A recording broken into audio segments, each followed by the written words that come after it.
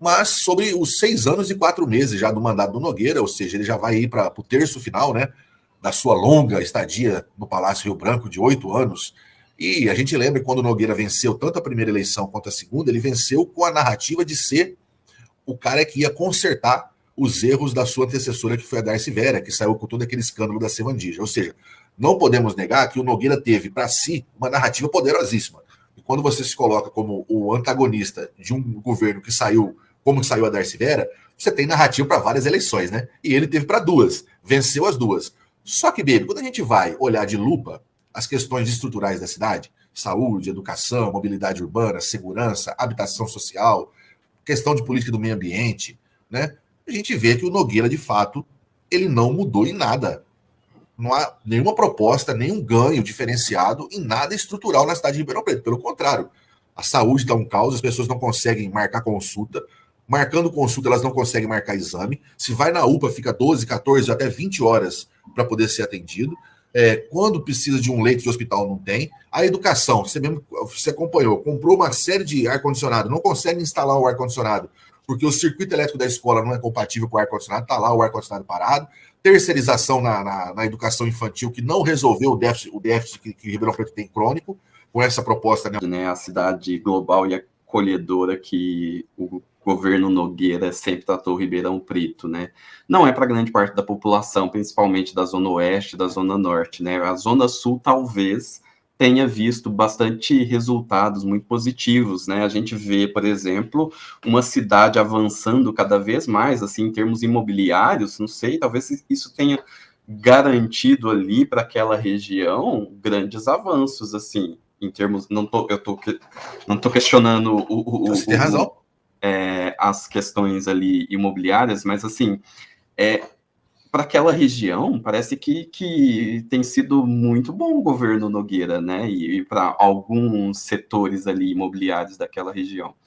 Então, assim, quando a gente fala em uma cidade global e acolhedora, e esses 6 anos e meio de governo Nogueira até aqui, pensando em termos de educação, saúde, né, no transporte público, para a população em geral, de fato, a gente não vê grandes avanços e a gente vê que realmente é mais do mesmo, e aí a gente tem que colocar, é mais do mesmo para as mesmas populações. E aí, para uma parte de Ribeirão Preto, eu acho que está sendo muito boa essa gestão Nogueira.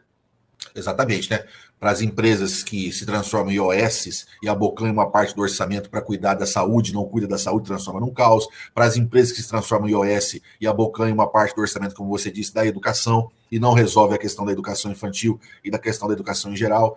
Para uma parte dos caras que especulam na especulação imobiliária de Ribeirão, aliás, Nogueira fez aprovar na Câmara uma lei de parcelamento, uso e ocupação do solo e está num processo frenético de regularização das matrículas de mais de 4 mil imóveis, terrenos e imóveis da prefeitura. O próprio secretário de governo disse no programa do Chaim, da TV Tati, lá o programa Mentoria, ele falou isso, que o business da prefeitura é regularizar essas matrículas desses milhares de terrenos e imóveis para vender. E o que a prefeitura quer fazer? Quer levantar dinheiro para poder fazer alguns projetos, dentre eles o projeto do novo palácio, Palácio Municipal, que vai ser localizado, se ele sair, né, de acordo com os objetivos do Nogueira, no Jardim Independência. Portanto, além de tudo, além de entregar uma cidade sem resolver nenhuma questão estrutural, o objetivo do prefeito ainda é transformar a prefeitura numa corretora de imóveis e levantar fundos para abandonar o centro da cidade.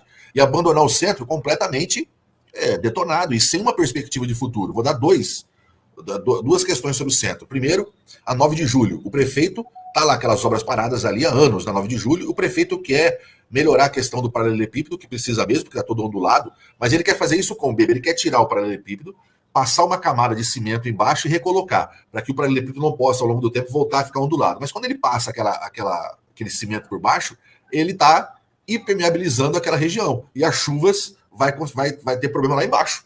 Embaixo aonde? Na Baixada, que já tem problemas. E a gente fez uma reunião no sábado, lá na Baixada, você esteve lá, e é um lugar lindo, com imóveis lindos, inclusive alguns que podem ser patrimônio cultural de Ribeirão Preto, como o Hotel Brasil, que está ali do lado, mas uma região que está abandonada. Abandonada ao tráfico de drogas, abandonada à sujeira, abandonada à estagnação econômica. Ou seja, até para as pessoas do centro, até para os empresários, dependendo da localização que eles estão, a administração Nogueira é uma administração de abandono. Então, alguns empresários, alguns nichos empresariais do grande capital vão sair felicíssimos com essa administração. Mas a população em geral e os pequenos e médios empresários, acredito que não, né, Baby? Acredito que vai ser uma administração que vai deixar um saldo terrível e um desafio para o futuro, para as próximas gerações. É isso aí, eu acho que é por isso que nós não conseguimos enxergar grandes avanços em 6 anos e meio dessa gestão Nogueira. Se a gente olha para as unidades de pronto atendimento, nós vemos cada vez mais lotadas. Se a gente vê os postos de saúde, cada vez mais lotados. Se a gente vê em termos educacionais, a gente não vê um avanço na construção de creches e escolas, e a gente vê o processo de terceirização avançando nas escolas de educação infantil cada vez mais,